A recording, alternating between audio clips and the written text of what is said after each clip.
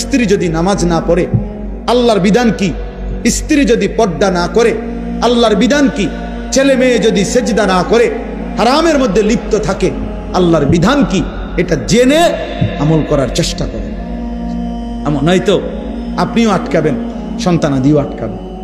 আখিরাতের ময়দানে কমপক্ষে প্রত্যেক মানুষকে নিজের এবং নিজ পরিবারের সদস্যদের ব্যাপারে আল্লাহ পাক জিজ্ঞাসা করবেন, এটুকুর জবাব সবাই দিতে হবে। কমপক্ষে এর দুর্মাপ কারণে আমি আর আমার বিবি বাচ্চা একই হিসাব আমারই দিতে হবে। তোমার বিবি বেনামাজি হলো কেন, বেপর্দা হলো কেন, তোমার ছেলে মেয়ে নামাজ পড়লো না কেন,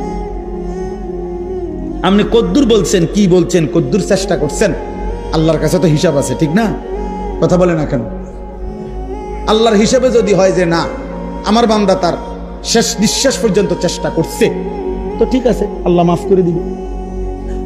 আর যদি আল্লাহ তো জানে আপনি কদ্দুর চেষ্টা করছেন না করছেন, আপনি নামাজের ফিকির করছেন যে দূর, বিদেশের ফিকির করছেন তাতে 100 গুণ বেশি। আরে তো বাদ দাও, লাগতো না, পড়লে ফরুক, না পড়লে নাই, চাই বিদেশ ফাটাই দাও। বিদেশের 12 লাখ টাকা ব্যবস্থা করতে দুয়ারে দুয়ারে ঘুরছেন আপনি, 3 লাখ টাকা সুদে লইছেন, 3 লাখ টাকা কিস্তিতে লইছেন, 6 লাখ টাকা জমি বেচা লইছেন, 12 লাখ টাকা মিলাইয়া বিদেশ ফাটাইছেন আব্বা। তারপর হুজুরের থেকে আইয়া কইছেন, হুজুর খাস করে দোয়া করিয়া তার লাগিয়া, আল্লাহ আল্লাহ করিয়া বহুত কষ্ট করে টাকা মিলাইছি, খাস করে দোয়া করতো। কি দোয়া? হুজুরে কি দোয়া করতো যে আল্লাহ উনি যে সুদে টাকা দিল সেটি বরকত দেন নাকি?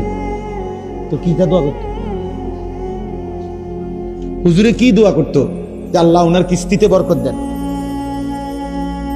এই দোয়া করলে তো হুজুরের ঈমান থাকবে না, জানেন? এটা হারামের উপরে দোয়া করলে কি থাকে না? ঈমান থাকে। এরকম দোয়া যদি কোনো হুজুর জেনে বুঝে করে তো হুজুরের ঈমান থাকবে, তো মুসিবত না? মামনিটা কি খামখেয়ালি মনে করছেন? হারামের উপরে দোয়া করা যায় না, হারামের উপরে আল্লাহর কাছে কি করা যায় না, এটা নিষেধ, হারাম এটা। এই জন্য বিদেশ পাঠাইতে আমি নিষেধ করি না। যার রিজিক বিদেশ সে বিদেশেই যাবে, যার রিজিক এখানে সেখানেই থাকবে।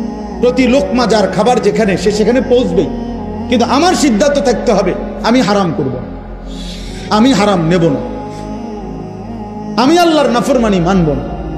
আমি যুদ্ধ আমার সন্তানের সাথে আপনি বলে দেন, বুঝায়, বাপ তুই আল্লাহকে সেজদা করো না, বিবি তুমি নামাজ পড়ো না, পর্দা করো না।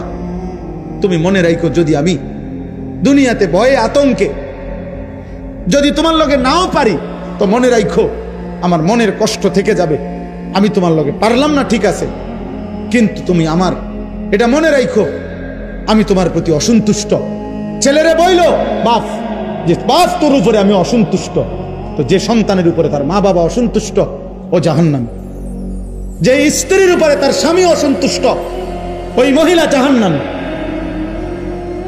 তো তুমি তারে বলো তো নামাজ পড়বি না বেটি, পর্দা করবি না বিবি, তুই আমার হুমকি দাও, ঠিক আছে, তুই আমার জেল খাটাইবা, তুই আমার নারী নির্যাতন মামলা দিবা, ঠিক আছে যাও, কিছুই করতে পারলাম না তোমারে, তো এদুর মনে রাখো আমার কলিজারা তো আটকে থাকতে না। কথা বলেন না কেন? কলিজারে কি জেল দিতে পারি? তো কলিজা দিয়া বলে গেলাম আমি তোমার প্রতি অসন্তুষ্ট।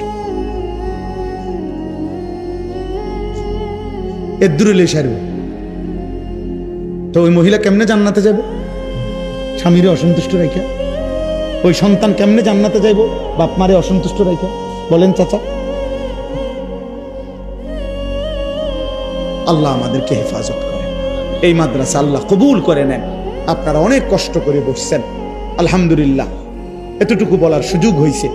আল্লাহ তাআলা আপনাদেরকে উত্তম বিনিময় দান করেন।